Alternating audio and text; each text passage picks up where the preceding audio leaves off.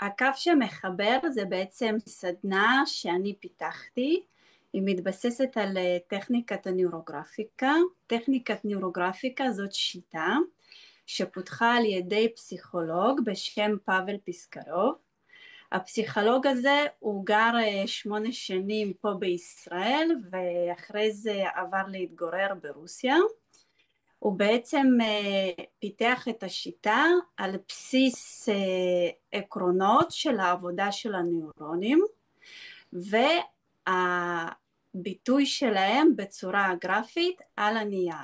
מה זה אומר? זאת אומרת, אנחנו מדמים את הציור של הקווים כקווים נוירונליים שקיימים אצלנו במוח בקשרים נוירונליים. זאת אומרת, דרך העבודה עם הטוש או עם העט או עם העיפרון ויצירת הקווים על הנייר, אנחנו בעצם מעבירים את המחשבה שלנו טרנספורמציה או של ריפוי או של התפתחות.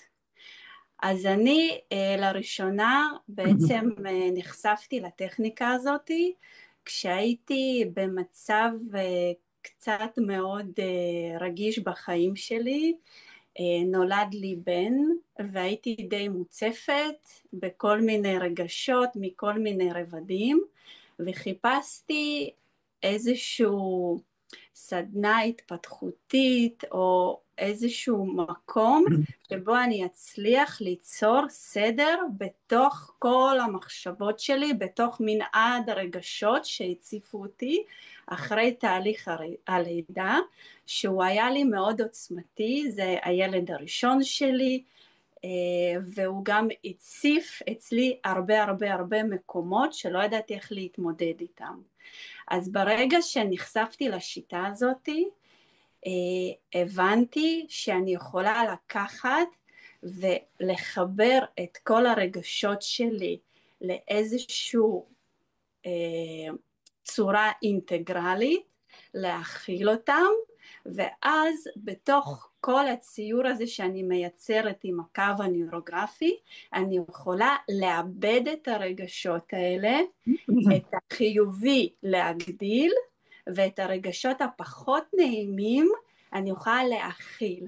ובגלל זה גם לסדנה שלי קראתי הקו המחבר, כי בעצם שיטת הנוירוגרפיקה היא עוזרת לעשות אינטגרציה לכל רמות התודעה, גם ללא מודע וגם למודע וגם למודע הקולקטיבי. ואז גם הבנתי שבעצם מה שהיה חסר לי זה התמיכה של הקהילה. מאוד נזקקתי לתמיכה של קהילה שתבין אותי ותכיל אותי, ושגם יהיה לנו שיתוף אנרגטי של חוויות ורגשות.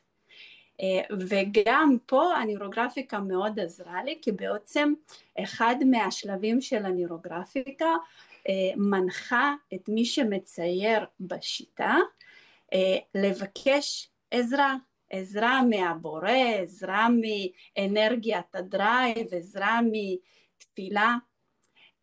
אפשר לקרוא לזה בכל מיני מילים, ובגלל זה זה עובד גם על רמת התודעה הגבוהה יותר. ובגלל שהיה לי את החשיפה לשיטה, שישר אחרי הציור הראשון הצלחתי ממש לסדר אצלי בראש אני קוראת לזה הבלגן שהיה לי, החאוס הזה בראש, הצלחתי לסדר אותו ולראות ממש תוצאה אחרי הציור הראשון. אני הלכתי ללמוד את השיטה, והיום אני משתמשת בשיטה הזאת על בסיס יומי. היא עוזרת לי גם להתפתח אישית, רוחנית, תודעתית. אני מצליחה ממש להרחיב את התודעה שלי, וגם בפן הפרקטי יותר, אם יש לי איזושהי חרדה מהסביבה, מסיטואציה לא נעימה, איזושהי מחלוקת שאני רוצה ליישר ביחסים שלי עם אנשים, כי בעצם ביום יום יש לנו אתגרים, אז השיטה הזאת ממש עוזרת לי לפתור את האתגרים שלי, כי דרך השיטה אני מעבירה את עצמי טרנספורמציה, וממש אני עושה את זה בציור, והציור הזה מלבד לזה שהוא ממחיש שיש לי תהליך מסוים, הוא גם אחרי זה מראה לי את ההוכחה לטרנספורמציה שעברתי בתהליך, וגם בסוף התהליך אני יוצאת עם תובנות שמחלחלות אליי תוך כדי התהליך, כי התהליך הוא מאוד מדיטטיבי, ואפילו תוך כדי התהליך אני מקבלת איזושהי רגיעה. אז זה בגדול מה שרציתי להגיד היום. תודה רבה לאלנה, דוקטור אלנה רגוזין. אני חייב להגיד שאני התנסיתי בשיטה, והרעיון עצמו מבריק. כמובן שקשה במילים לתאר מה שעושים בציור, אבל אנחנו ננסה בכל זאת גם להרחיב בקטע של השאלות. אז שוב, תודה רבה לאלנה. אנחנו